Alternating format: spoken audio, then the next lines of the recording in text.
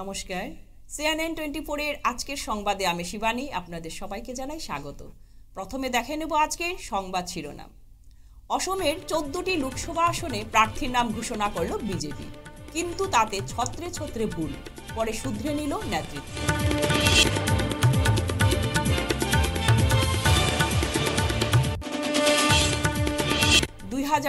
সালের নির্বাচনের পরাজয়ের পরে কংগ্রেস দল টুকরো টুকরো হয়ে যাবে বললেন মুখ্যমন্ত্রী হিমন্ত বিশ্ব শর্মা।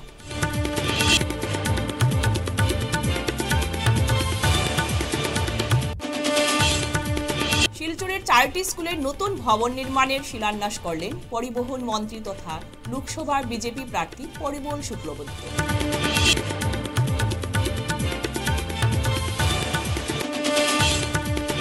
ধলাইয়ে বিপুল পরিমাণের বিস্ফোরক উদ্ধার, চাঞ্চল্য।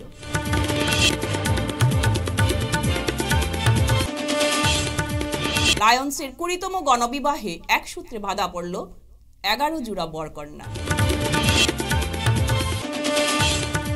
এবারে আজকের সংবাদ বিস্তারিত। লোকসভা নির্বাচনের জন্য অসমের 14টি লোকসভা আসনে প্রার্থীর নাম ঘোষণা করেছে বিজেপি, কিন্তু তাতে ছত্রে ছত্রে ভুল ছিল। এখন যে আসনের কোনো অস্তিত্ব নেই, সেই আসনে প্রার্থীর নাম ঘোষণা করে দেওয়া হয়েছিল। তফসিলি জাতিদের জন্য সংরক্ষিত নয় এমন আসনকে সংরক্ষিত বলে উল্লেখ করা দেওয়া হয়েছিল বিজেপির প্রার্থী তালিকায়। যে আসাম আবার তফসিলি জাতির সংরক্ষিত, সেটিকে সাধারণ আসনের তকমা দিয়ে দেওয়া হয়েছিল।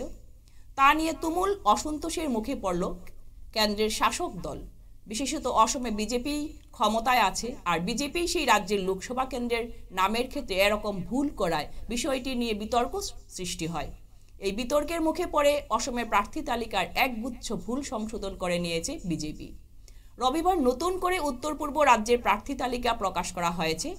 শনিবার বিজেপির প্রাথমিক প্রার্থী তালিকায় করিমগঞ্জ আসনকে তফসিলি জাতিদের জন্য সংরক্ষিত বলে উল্লেখ করা হয়েছিল, কিন্তু 2023 সালের 11 আগস্ট আসামের পুনর্বিন্যাস নিয়ে জারি হওয়া নির্বাচন কমিশনের বিজ্ঞপ্তি অনুযায়ী করিমগঞ্জ এখন জেনারেল আসন হয়ে গিয়েছে, আর জেনারেল আসন থেকে তফসিলি জাতিদের জন্য সংরক্ষিত আসনের তকমা পেয়েছে শিলচর। কিন্তু বিজেপি প্রাথমিক প্রার্থী তালিকায় শিলচরকে জেনারেল হিসেবে দেখা গিয়েছিল। 2024 সালের নির্বাচনে পরাজয়ের পরে কংগ্রেস দল টুকরো টুকরো হয়ে যাবে। কংগ্রেস তার জাতীয় দলের মর্যাদাও হারাতে পারে বললেন মুখ্যমন্ত্রী Himanta Biswa Sarma. Look, after 400 plus win this time, Congress is bound to be history. Congress will segregate it into various state regional parties. The national status or national aura of Congress will diminish after this election, because now BJP is heading, NDA is heading for 400 plus victory, and after that, how Congress will hide their failure? There is no option. The workers will completely demoralize. So Karnataka will be Karnataka Congress, Andhra will be Andhra Congress, Assam will be Assam Congress. I see the future of the Congress party that way. Congress will be segregated, there will be no national leadership, and Congress will be fragmented into a state regional organization. However, the name of the Congress might remain like TMC, Trinamool Congress, NCP, that National Congress Party, like there will be Assam Congress Party, Kerala Congress Party, Tamil Nadu Congress Party. I see the future of the Congress in that way. রাজ্যের আবগারি, মিন এবং পরিবহন মন্ত্রী তথা শিলচর লোকসভা বিজেপির পদপ্রার্থী পরিমল শুক্লবৈদ্য শিলচরের 4টি স্কুলের নতুন ভবন নির্মাণের শিলান্যাস করলেন।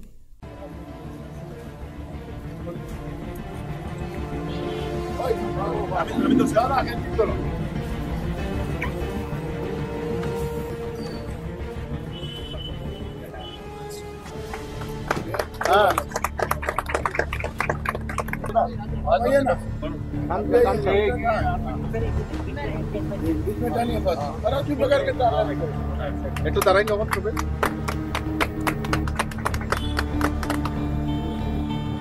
Adharchand higher secondary school, SSC Deb Vidyapith school, সরকারি উচ্চতর মাধ্যমিক বালক বিদ্যালয় এবং পাবলিক হায়ার সেকেন্ডারি স্কুল। অনুষ্ঠানে উপস্থিত ছিলেন সাংসদ রাজদীপ রায়, বিধায়ক দীপায়ন চক্রবর্তী সহ অন্যান্যরা। শিলচর লোকসভা নির্বাচনে বিজেপি দলের টিকিট পাওয়ার পর পরিমল শুক্লবৈদ্য বলেন, দল আমাকে এবারে নির্বাচনে শিলচর লোকসভা কেন্দ্রে প্রার্থিত্ব প্রদান করেছে। এই ক্ষেত্রে আপনারা জানেন যে সমগ্র আসাম থেকে প্রথম এই শিলচর লোকসভা থেকেই আমরা পার্লামেন্টে প্রতিনিধিত্ব করেছি ভারতীয় জনতা পার্টি। তারপরেও আমরা সুখে দুঃখে আমরা বিভিন্ন সময় এখান থেকে প্রতিদ্বন্দ্বিতা করে আমাদের প্রার্থীকে নির্বাচিত করে আমরা পার্লামেন্টে পাঠিয়েছি, লোকসভায় আমরা পাঠিয়েছি। আর লোকসভায় যিনি এখান থেকে প্রতিনিধিত্ব করেছেন আপনারা সবাই ওনার নাম জ্ঞাত, সর্দার কবীন্দ্র পুরকায়স্থ মহাশয়। এক সংগ্রাম বলতে হয় যে দীর্ঘদিন থেকেই ভারতীয় জনতা পার্টির প্রতিনিধিত্ব যাতে এখান থেকে আমরা দিতে পারি পার্লামেন্টে বা বিধানসভায়, তার জন্য ভারতীয় জনতা পার্টির যারা কর্মকর্তারা আছেন তারা প্রচণ্ডভাবে পরিশ্রম করে যাচ্ছেন। এই ক্ষেত্রে আমরা জ্ঞাত যে আজকের দিনও আমাদের শিলচর লোকসভায় আমাদের প্রতিনিধি আছেন, কিন্তু আপনারা জানেন যে শিলচর লোকসভা সমষ্টি এবার রিজার্ভ হয়েছে। রিজার্ভ হওয়ার জন্য স্বাভাবিকভাবেই রিজার্ভ ক্যাটাগরির মধ্যে যে জাতি বা জনগোষ্ঠী আছে তাদের মধ্য থেকে প্রার্থিত্ব প্রদান করা হয়। এই ক্ষেত্রে আমার নাম ঘোষণা করা হয়েছে। আমি আমার জীবনের আরম্ভণিক থেকে দল করি আর চেষ্টা করি যে দলকে আমরা সবাই মিলে যাতে এগিয়ে নিয়ে যেতে পারি। এবার ভারতবর্ষের মানুষ শ্রদ্ধার মোদিজিকে তৃতীয়বারের মতো ভারতবর্ষের প্রধান হিসেবে দেখতে চান। আর মোদিজির নেতৃত্বে ভারতবর্ষ একদিন বিশ্বের দরবারে প্রথম স্থানে যাবে, এটা আমরা বিশ্বাস করি।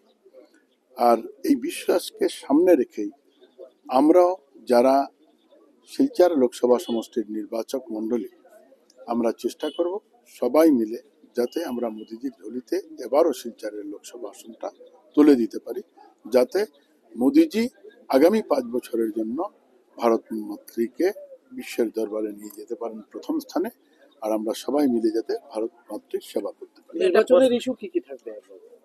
নির্বাচনে প্রথমে নমিনেশন দিয়ে দেই, তারপরে ইস্যু সম্পর্কে আমরা বলব। কাছাড়ের ধলাইয়ে বিপুল পরিমাণ বিস্ফোরক উদ্ধার করা হয়েছে। সেনাবাহিনী ও পুলিশের যৌথ অভিযানে 13 কেজি বিস্ফোরক উদ্ধার করা হয়েছে। সেনাবাহিনী ও পুলিশ 2900টি ডেটোনেটর উদ্ধার করেছে। মিজোরাম সীমান্তের ধলাই রাজঘাটে সেলিমউদ্দিনের খামারবাড়ির কাছে বিস্ফোরকগুলি রাখা হয়েছিল। সেলিমের বিরুদ্ধে দীর্ঘদিন ধরে মাদক ব্যবসা ও অপরাধমূলক কর্মকাণ্ডের সঙ্গে জড়িত থাকার অভিযোগ রয়েছে।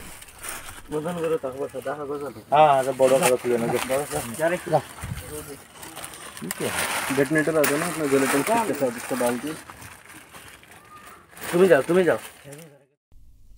লায়ন্সের 20তম গণবিবাহে এক সূত্রে বাধা পড়ল 11 জোড়া বরকন্যা। অর্থাৎ লায়ন্স ক্লাব অফ শিলচর সেন্ট্রালের সিগনেচার প্রজেক্টের আওতায় অন্যতম অনুষ্ঠান গণবিবাহে আবদ্ধ হলেন 22 জন যুবক যুবতী। বরাক উপত্যকার প্রত্যন্ত এলাকা থেকে এই নব বরবধূ রবিবার উপস্থিত হয়েছিলেন নর্মাল স্কুলের মাঠে। এ পর্যন্ত প্রায় 400টি বিয়ে সম্পন্ন হয়েছে এই গণবিবাহ। ঐতিহ্যবাহী এই গণবিবাহ উত্তর পূর্বে সামাজিক কাজের স্বাক্ষর রেখেছে। বিবাহে 1 মাসের রেশন সামগ্রী সহ নিত্য প্রয়োজনীয় অত্যাবশ্যকীয় সামগ্রী তুলে দেওয়া হয় এই নবদম্পতির হাতে। গণবিবাহ উপলক্ষে আয়োজন হয়েছিল ভুরিভোজ এবং সাংস্কৃতিক অনুষ্ঠান। নমস্কার।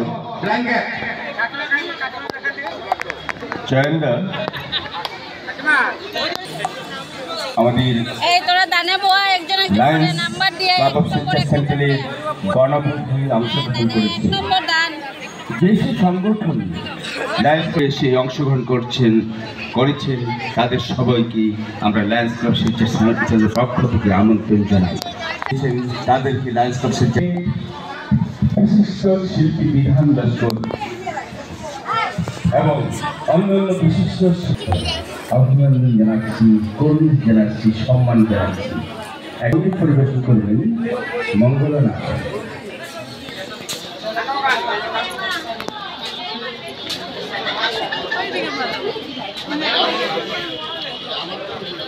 ক্লাব শিলচর সেন্টার 2004-05 ইংরেজি থেকে গণবিবাহ অনুষ্ঠানটা শুরু করেছে এবং আজ অব্দি 30তম গণবিবাহ অনুষ্ঠান যেটা হচ্ছে যে টোটাল 396 কাপড় আমরা আবদ্ধ করেছি। এই কাপড়গুলো আসছে সমাজের একবারে গরিব শ্রেণী থেকে এবং বরাক উপত্যকার সমস্ত জায়গা থেকে, চা বাগান এরিয়া যেটা আছে, কাছাড়, হাইলাকান্দি, করিমগঞ্জ, সব জায়গা থেকে সেই গরিব শ্রেণীর কাপড়টা আসে। ওরা প্রথম বিয়েটা নিজেরা ঠিক করে তারপর লায়ন্স ক্লাবে আসে। লায়ন্স ক্লাবে ফর্ম নিয়ে যাওয়ার পর আমরা ওদেরকে ডেকে আনি ওদের কিছু জিনিস আছে আমরা চেক করি, ওদের বিয়ের বয়স হয়েছে কিনা, ওরা পার্মানেন্ট রেসিডেন্স কিনা, ওদের ঠিকানা প্লাস ওদের যে বাবার নাম, মার নাম এবং রেসপেক্টিভ যেটা আছে ম্যানেজারের কাছ থেকে প্রশংসা জানতে হবে। এইসব দেখার পর আমরা ফাইনাল সিলেক্ট করি। এবছর আমাদের 15টা দিয়েছিল, 15টা ফর্ম দিয়েছিল। 3টা ফর্ম ওদের অতি ব্যক্তিগত অসুবিধার জন্য ওরা আসতে পারেনি। 11টা আমরা বিয়ে হচ্ছে এখানে।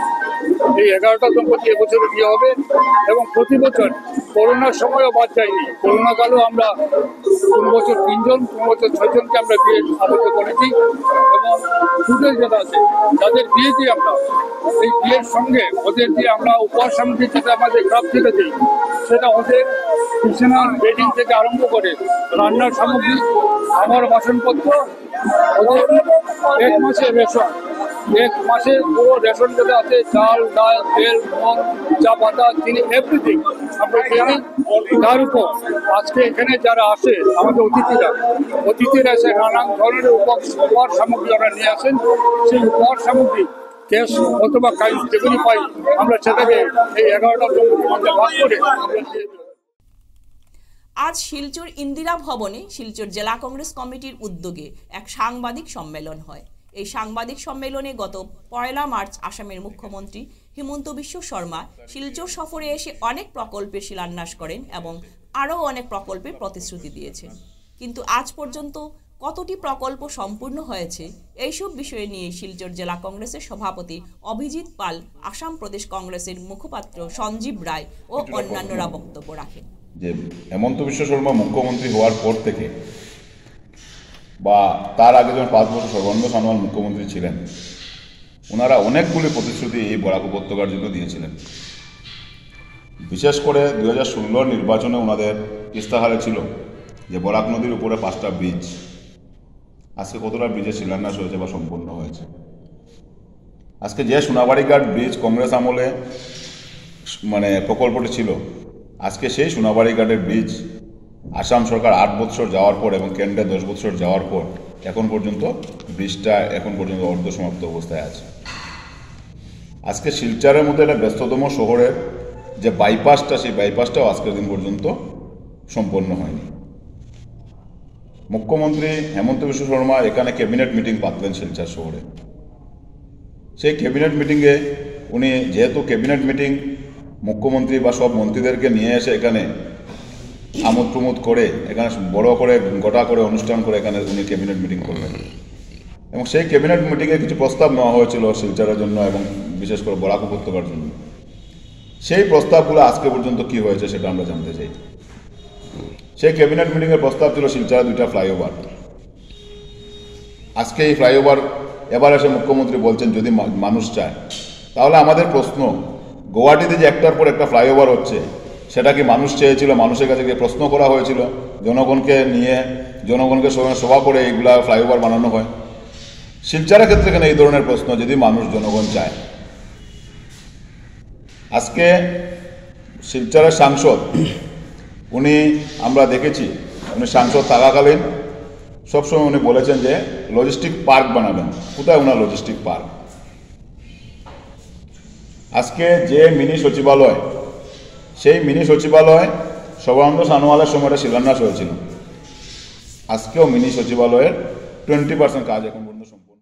ফিরছি একটি বিরতির পর, সঙ্গে থাকুন। 100 প্লেসমেন্ট সহায়তা, শিল্প অভিজ্ঞতা এবং আরও অনেক কিছু পাওয়ার সুযোগ নিন। International Institute of Cosmetology and অ্যাস্থেটিক্সে যোগ দিন এবং শিলচর বসকোটেক বাজান্তিপুর পণ্ডিতে কসমেটোলজিতে আপনার স্বপ্ন এবং ক্যারিয়ারের মধ্যে ব্যবধান পূরণ করুন। ফিরে এলাম বিরতির পর। ঘটা করে জেলা ক্রীড়া সংস্থার মাঠে শনিবার শুরু হয়েছে খেল মহারণের খো প্রতিযোগিতা।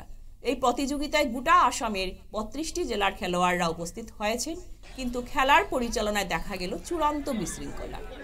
শনিবার সন্ধ্যায় এবং দিনে বেশ কয়েকজন স্কুল পড়ুয়া খেলোয়াড় প্রচণ্ড গরম এবং পরিশ্রমে অসুস্থ হয়ে পড়েন, কিন্তু জেলা প্রশাসনের পক্ষ থেকে কোনো ধরনের স্বাস্থ্য পরীক্ষার লোক দেখা যায়নি। বিশেষ করে জেলা ক্রীড়া সংস্থার মাঠে শনিবার সন্ধ্যায় ২-১ খেলোয়াড় হঠাৎ অসুস্থ হয়ে পড়েন। প্রথম অবস্থায় ডাকাডাকি করে ডাক্তার পাওয়া যায়নি, এমনকি মাঠের ভেতরে এইসব খেলোয়াড়দের জন্য একটি অ্যাম্বুলেন্স থাকারও পর অ্যাম্বুলেন্সের ড্রাইভারকেও খুঁজে পাওয়া যায়নি। পরবর্তীতে অটো করে তাদের চিকিৎসার জন্য শিলচর সিভিল হাসপাতালে পাঠানো হয়। ডিস্ট্রিক্ট স্পোর্টস অফিসারকে নিয়ে এ জিজ্ঞাসাবাদ করা হলে তিনি দায়সারা গোছের উত্তর দেন।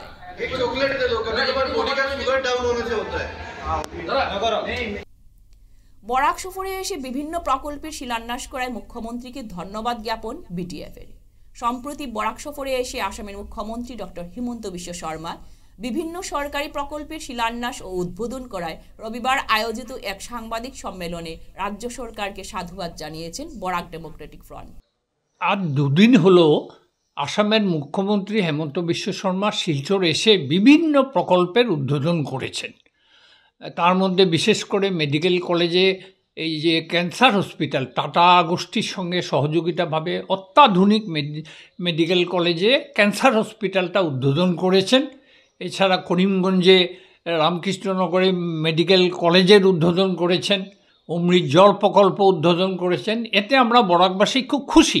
আমরা এই জন্য মুখ্যমন্ত্রী হেমন্ত বিশ্ব শর্মাকে আন্তরিক অভিনন্দন জানাচ্ছি, কারণ আমরা বরাক ডেমোক্রেটিক ফ্রন্ট দীর্ঘদিন যাবৎ এই সমস্ত দাবি নিয়ে আন্দোলন করে আসছি। তাই আমাদের সমস্যাগুলোর কিছু হলেও সমাধান করেছেন, এই জন্য আমরা মুখ্যমন্ত্রীর কাছে কৃতজ্ঞ। এবং মুখ্যমন্ত্রী একটি কথা বলেছেন যে এই যে শিলচরের যে ট্রাফিক জ্যামের যে অবস্থা সেটা উনি উপলব্ধি করতে পেরেছেন। উনি বলেছেন এটার নাকি করার ব্যাপারে ball is under the court of Silchar people. কিন্তু আমি একটা কথা বলতে চাই, শিলচরের মানুষের উপরেই যদি উনি সব দায়িত্ব ছেড়ে দেন তাহলে সরকারের ভূমিকাটা কি থাকবে? সরকার নিজের দায়িত্ব নিয়ে কাজ করুক, শিলচরের মানুষ সহযোগিতা করে কিনা তখন দেখব আমরা। আজকে যদি শিলচরের মানুষ সহযোগিতা না করে, আমরা বিডিএফ থেকে কথা দিচ্ছি আমরা সরকারের পাশে থাকব, সরকার রুরাল পুলের কাজ শুরু করবে। অখিল আসাম কালোয়ার সমাজ এর বরাক উপত্যকা ভিত্তিক কমিটির গঠন করা হলো রবিবার। চিকিৎসক ডক্টর অমিত কালোয়ারকে সভাপতি, মনীষ গুপ্তাকে কার্যকরী সভাপতি, প্রমোদ জসওয়ালকে সাধারণ সম্পাদক, জয়প্রকাশ গুপ্ত এবং সঞ্জু জসওয়ালকে সম্পাদক মনোনীত করে নতুন উপত্যকা ভিত্তিক কমিটির গঠন করা হয়। রবিবার অনুষ্ঠিত সাধারণ সভায় কালোয়ার সমাজের বিভিন্ন সমস্যা নিয়ে আলোচনা করা হয়।